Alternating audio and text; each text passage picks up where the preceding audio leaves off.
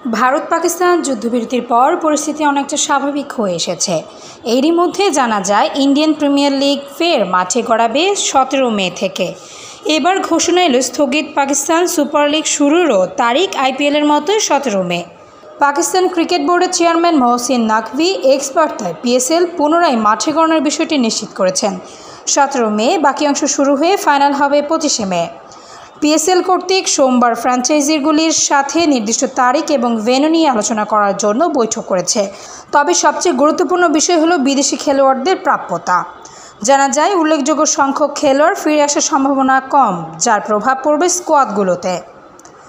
বেশ কয়েকজন stake holder বলেছেন যে লিগ স্থগিত করার সময়কালের অস্থিরতার কারণে পিসিবি যে সিদ্ধান্ত নিয়েছিল তার ফলে মৌসুমের বাকি সময় বিদেশি খেলোয়াড়দের ফিরিয়ে আনা কঠিন হয়ে পড়েছিল।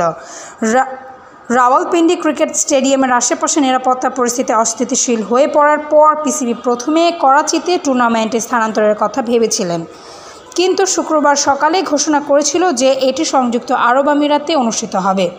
পরে সেই দিনই আইপিএলও স্থগিত হওয়ার সাথে সাথে পিএসএল অনির্দিষ্টকালের জন্য স্থগিত করা হয়। Sports desk, সমযোগ।